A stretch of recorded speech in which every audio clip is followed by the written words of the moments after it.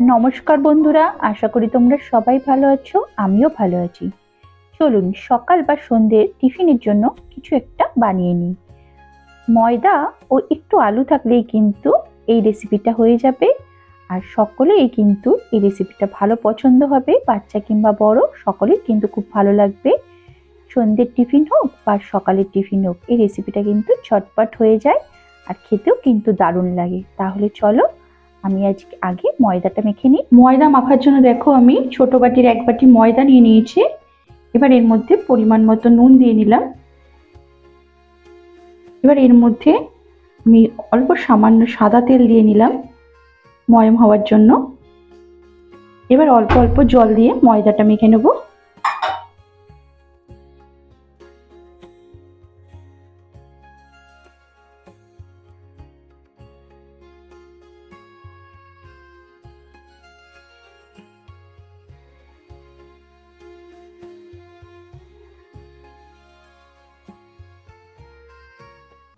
ময়দাটা আমার মাখা হয়ে গেছে। এবার ময়দাটা 10 মিনিটের জন্য রেস্টে রেখে দেবো। আলুর পুর তৈরি করার জন্য দেখো আমি এখানে 3টে আলু সেদ্ধ করে নিয়েছি।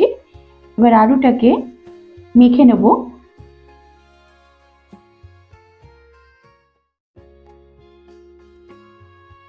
আলুটা একটু ম্যাশ করে নিলাম। এবার এর মধ্যে ধনেপাতা কুচি করে দিয়ে দেবো।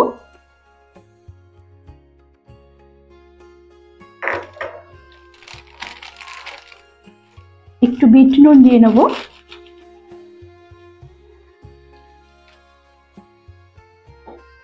আর এর মধ্যে আমি চিলি ফ্লেক্স দিয়ে দেবো, একটু পরিমাণ মতো চিলি ফ্লেক্স দিলাম।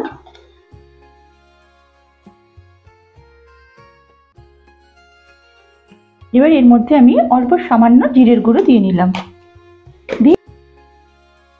এবার এটাকে ভালো করে মেখে নেব।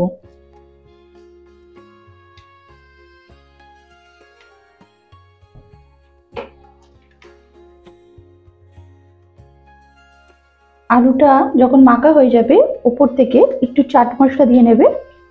চাট মশলা দিয়ে আবার একটু ভালো করে মেখে নেবে।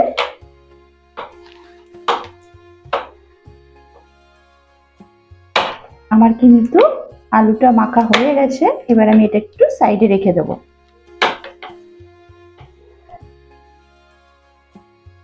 এবার দেখো 5 মিনিট পর এটা রেস্টে রেখেছিলাম একটু। এবার এটা আমি লেচি কেটে নেব।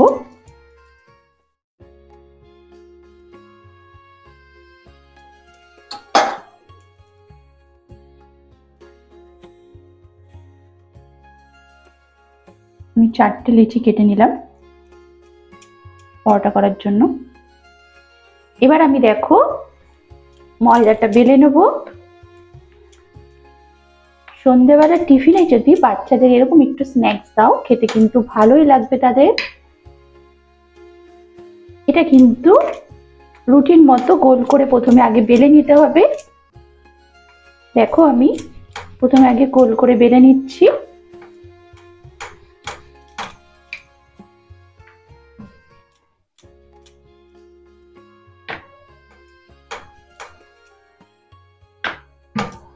ব্যাস, এটা আমার বেলা হয়ে গেছে। এবার এর উপর দিয়ে আলুর পুরটা দিয়ে দিতে হবে।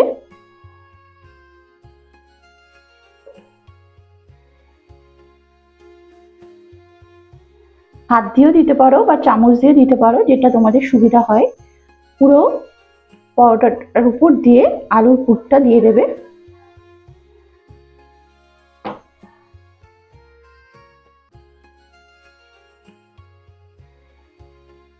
রুটিটার চারিদিকে কিন্তু এইভাবে মাঝখানে আলুর পুরটা এইভাবে বিছিয়ে দিতে হবে। দেখো আমার আলুর পুর দেওয়া হয়ে গেছে। এবার এর উপর দিয়ে একটুখানি চিজ ছড়িয়ে দিয়ে দেবে এইভাবে গ্রেটার দিয়ে।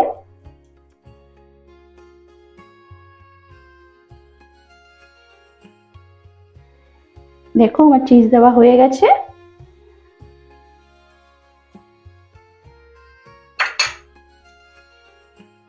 এবার একটা ছুরির সাহায্যে মাঝখানটা এইভাবে কেটে দেবে।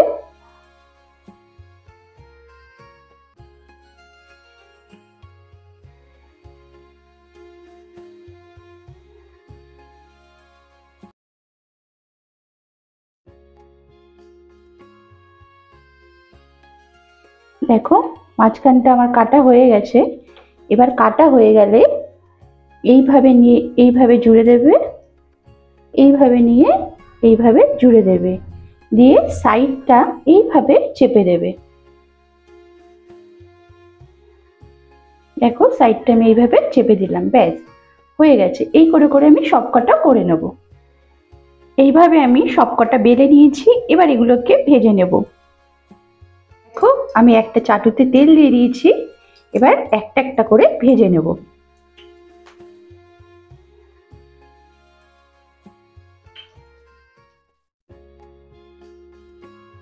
দুপিটি কিন্তু লাল করে ভেজে নিতে হবে।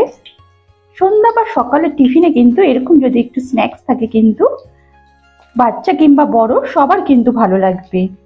আর এটা কিন্তু খুব সহজে হয়ে যায়, তাড়াতাড়ি সময়ও লাগে না।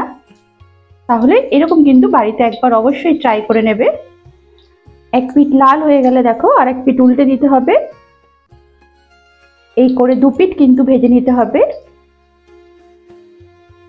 এরটার সাথে কিন্তু টমেটো সস বা ধনেপাতার চাটনি বা পুদিনার চাটনি সবকিছুর সাথেই কিন্তু এটা কিন্তু ভালোই লাগবে খেতে।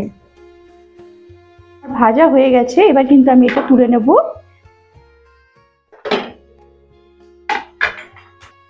প্রথমে দেখো আমি একটা ভেজে তুলে নিলাম, এবার দেখো আমি পরপর তিনটে দিয়ে দিয়েছি, তিনটে একসাথে করে নেব। আমার কিন্তু সন্ধ্যের আলুর স্ন্যাক্স কিন্তু রেডি। সন্ধ্যে বা সকালবেলা যেই সময় খাও না কেন খেতে কিন্তু দারুণ লাগবে। তাহলে বন্ধুরা কেমন লাগলো আজকের এই আলুর স্ন্যাক্সটা? ভালো লাগলে অবশ্যই একটু লাইক ও শেয়ার করে দেবে, আর কমেন্ট করতে ভুলবে না কেমন লাগলো আজকের এই আলুর স্ন্যাক্স।